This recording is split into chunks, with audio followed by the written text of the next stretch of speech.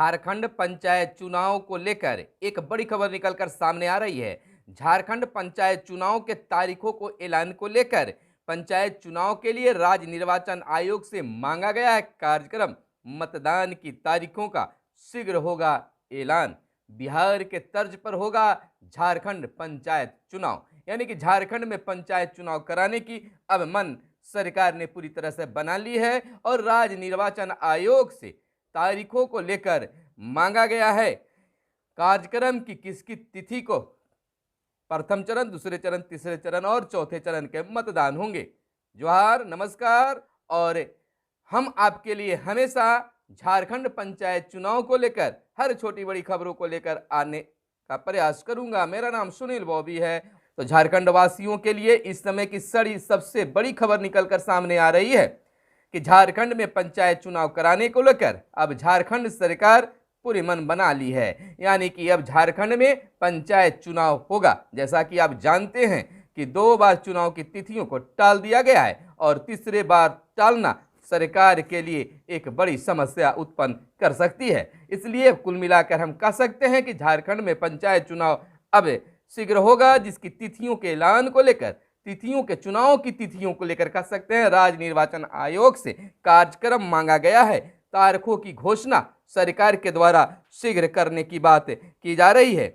आपको बता दें कि क्या कुछ खबरें निकल कर आ रही है। झारखंड में पंचायत चुनाव कराने की राज्य कैबिनेट की प्रतिबद्धता को बाद अब पंचायती राज विभाग भी इसे लेकर रेस हो गया है, यानी कि अब बिहार के तर्ज पर पंचायत चुनाव कराने के लिए झारखंड सरकार और झारखंड सरकार के पंचायती राज विभाग अब रेस की गाड़ी पर चढ़ गई है। पंचायती राज विभाग ने कह सकते हैं कि झारखंड पंचायती राज विभाग ने चुनाव के बाबत राज्य निर्वाचन आयोग से संशोधित कार्यक्रम मांगा है। देखिए, अब झारखंड सरकार के पंचायती राज विभाग ने पंचायती राज के लिए पंचायत चुनाव कराने के लिए राज्य निर्वाचन आयोग से तय कार्यक्रम को मांगा है। हालांकि तिथियों का घोषणा या संशोधन राज्य निर्वाचन आयोग और राज्य सरकार के दोनों के सहमति के अनुरूप ही होता है। हालांकि अब पंचायती राज विभाग ने राज्य निर्वाचन आयोग से कार्यक्रम मांगा है। पंचायती राज विभाग की निदेशक राजेश्वरी बी द्वारा इस संदर्भ में राज्य निर्वाचन आयोग के सचिव को पत्र प्रेषित किया है। इधर हम आपको बता दें कि राज्य निर्वाचन आयोग को प्रेषित पत्र में कहा गया है कि पूर्व में आयोग द्वारा प्रेषित कार्यक्रम पर सरकार द्वारा विचार किया गया। उक्त आलोक में निर्देशानुसार अनुरोध है कि मार्च माह में क्षेत्रीय कर्मियों की अन्य कार्यों में अधिकतम व्यस्तता होने के मद्देनजर चुनाव का कार्यक्रम 31 मार्च के बाद तय करते हुए त्रिस्तरीय आम निर्वाचन 2022 के मतदान के लिए संशोधित कार्यक्रम एवं अनुशंसा उपलब्ध कराने की कृपा की जाए। यानी कि पूर्व में आयोग के द्वारा जो प्रेषित कार्यक्रम तय था उस पर सरकार की सहमति नहीं बन पाई है और अब अधिक व्यस्तता को देखते हुए सरकार के द्वारा पंचायती राज विभाग के द्वारा दूसरा तिथियों की मांग, कार्यक्रम की मांग किया गया है। आपको बता दें कि सरकार की मंशा मार्च के बाद चुनाव कराने की है। संभावना अप्रैल और मई की ही जताई जा रही है। पंचायती राज विभाग के राज्य निर्वाचन आयोग को भेजे गए पत्र के बाद आयोग मतदान की तारीखों को लेकर विस्तृत कार्यक्रम जारी करेगा, यानी कि अप्रैल और मई महीने में चुनाव होने की ज़्यादा संभावना है। मार्च महीने में सरकारी कार्यों की व्यस्तता के कारण इस कार्यक्रम को टाला गया है, लेकिन अप्रैल और मई में कार्यक्रम होगा, यानी कि पंचायत चुनाव होंगे। पंचायती राज विभाग राज्य निर्वाचन आयोग को भेजे गए पत्र के बाद आयोग मतदान की तारीखों को लेकर विस्तृत कार्यक्रम जारी करेगा, यानी कि जैसे ही पंचायती राज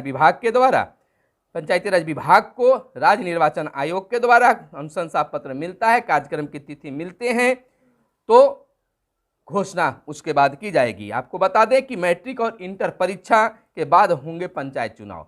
अब बीच में अड़चन है, मानिए या ना मानिए, यानी कि सरकार चाहती है कि झारखंड में मैट्रिक और इंटर की परीक्षा हो जाए, उसके बाद निश्चिंतता के साथ पंचायत चुनाव यानी झारखंड में पंचायत चुनाव कराया जाए।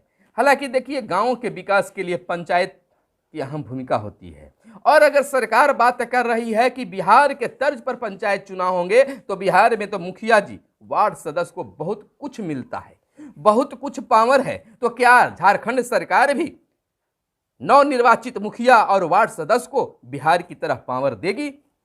इस पर खास संवाद होना चाहिए और इसको लेकर आगे पंचायत प्रतिनिधियों को भी आगे आना चाहिए। चुनाव लड़ना एक अलग बात है और अधिकार के लिए लड़ना एक अलग बात है।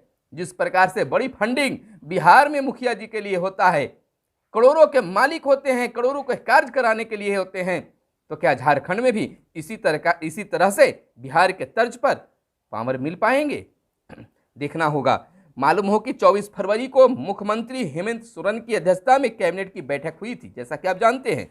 इसमें झारखंड में पंचायत चुनाव कराने पर सहमति बनी थी।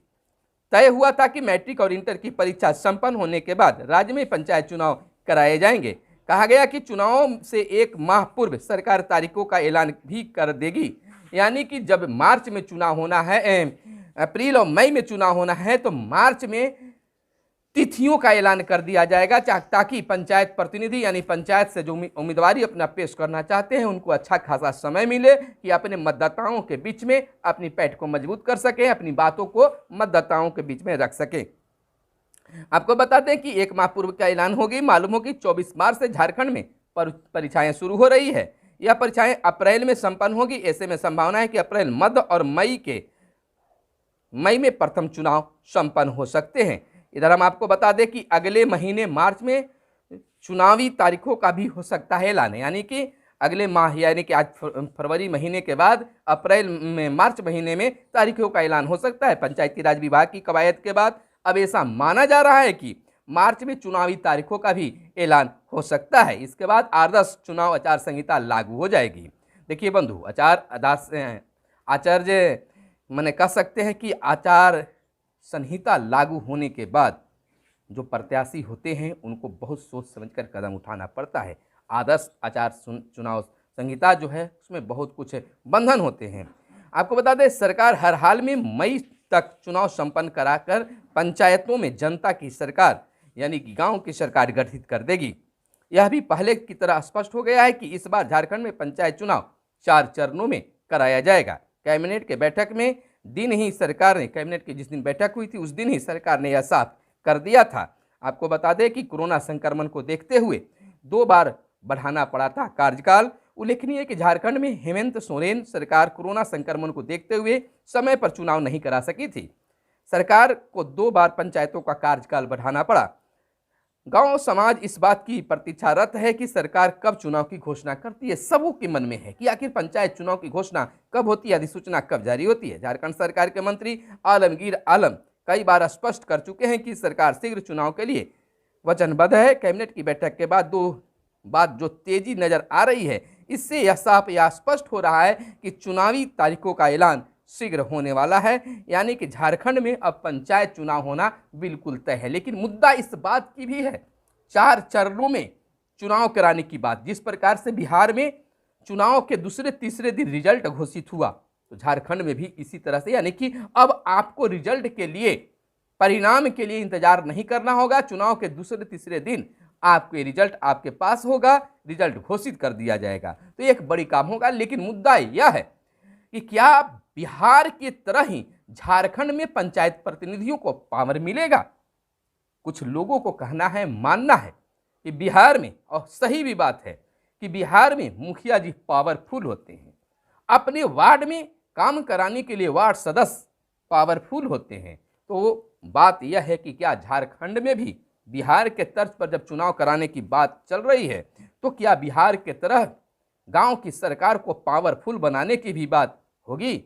पावर मिलेगा? अगर होता है तो मुखिया जी की बल्ले बल्ले। लेकिन उम्मीद जताई जा रही है कि बिहार के तरह ही पावरफुल होंगे झारखंड के भी मुखिया जी।